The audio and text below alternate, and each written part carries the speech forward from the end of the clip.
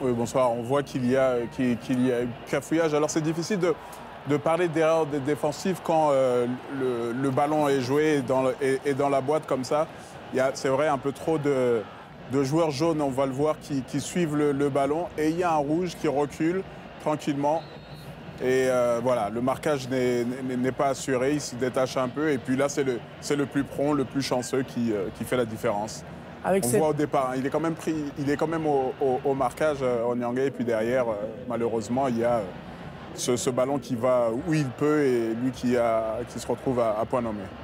La palette que je vous annonçais dans un instant pour marquer le positionnement effectivement des joueurs. Il y a quand même cette mésentente des deux défenseurs centraux qui se télescopent. Oui, dont Ekwelemanga qui, à mon sens, hein, doit être celui qui doit communiquer parce que c'est lui qui gêne l'intervention de son coéquipier. Alors regardez le positionnement. Mon sentiment. Regardez Patrick. Donc, effectivement, on a le buteur. On voit que là, il y a pas de souci de marquage. Hein. Tout le monde est bien pris, tout le monde est au contact. Il y a la supériorité numérique des jaunes qui gagnent ce premier duel. Et après, ils sont peut-être trop pas agressifs d'un côté et pas assez communicatifs. Et c'est ce qui fait la différence. Je le dis, hein, Prince Onyanga se retrouve chanceux. Et voilà, Ekwelemanga, hein, c'est lui qui fait finalement, c'est lui qui est gêné. La communication est là. Celui qui voit son coéquipier devant doit dire ce qu'il doit faire, ce qui se passe. Et là ça a failli. Peut-être que Didier Ovono aussi aurait pu intervenir et sortir. Ça s'est passé quand même à 3-4 mètres de lui. J'allais vous poser la question. Je crois que c'est Kabadiawara qui commentait le match à l'instant, qui disait Ovono doit sortir. On entend dire aussi que quand il y a duel entre deux défenseurs, il ne faut pas se mêler de ça quand on est gardien. François Zawi, vous êtes d'accord ? Déjà, il faut nommer. Quand le gardien il voit l'action, il voit déjà le départ du corner, il voit déjà le deuxième ballon, il peut parler, il peut dire, voilà, attention, même il peut sortir.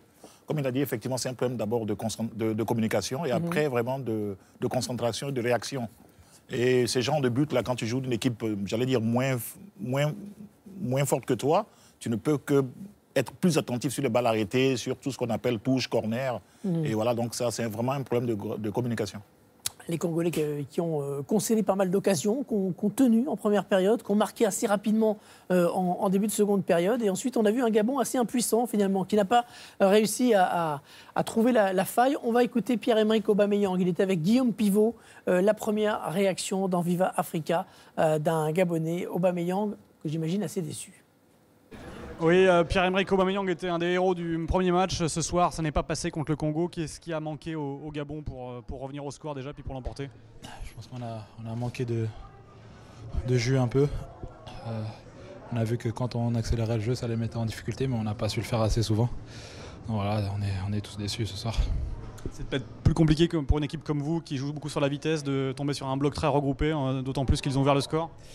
Bien sûr, on savait qu'il fallait pas jouer à leur rythme, puisque voilà, nous on compte sur notre rapidité de jeu et malheureusement on n'a pas su exploiter les bons moments, on va dire. Et voilà, c'est comme ça ce soir. Vous avez été vraiment très surpris par cette équipe du Congo, vous êtes peut-être un peu euphorique aussi après le premier match. Comment vous avez vécu ces quelques jours avant ce deuxième match ?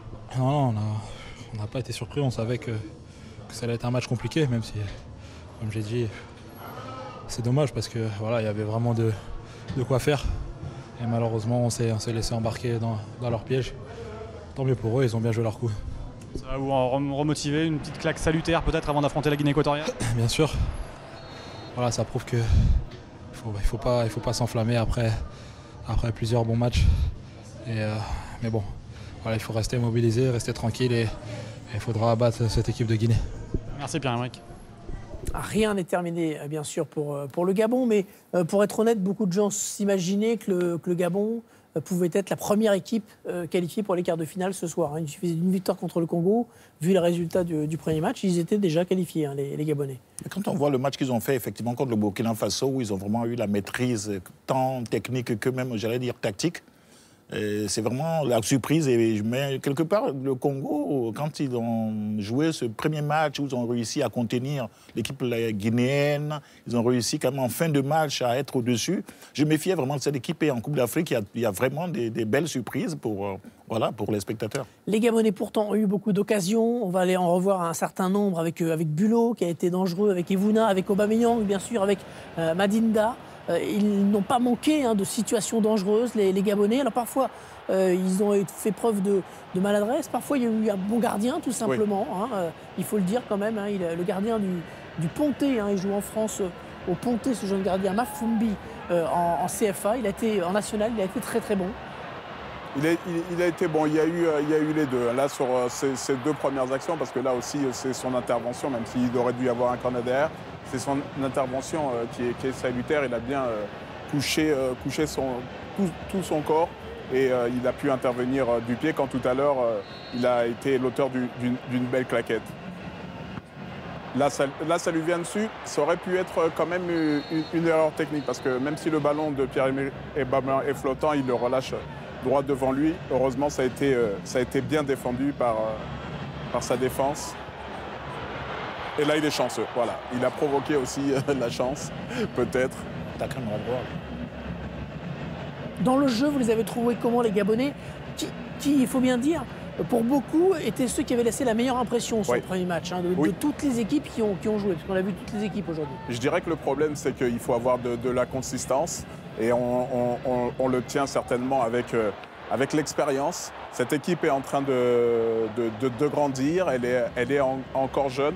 Elle n'est peut-être pas complètement à maturité, c'est peut-être ce qui explique ce manque, ce que j'appelle de consistance, mais avec un peu plus de réalisme offensif, on aurait dit c'est tout à fait normal. David Bardel va nous montrer le tableau de bord de cette équipe qui va montrer effectivement que le ballon a été plutôt gabonais. Et surtout, regardez les tirs, 11 tirs gabonais, 5 tirs seulement pour les Congolais.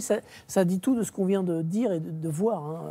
Mais j'étais surpris du premier quart d'heure, parce qu'en premier quart d'heure, l'équipe du Congo est allée les chercher. C'est-à-dire ils savaient que il allait avoir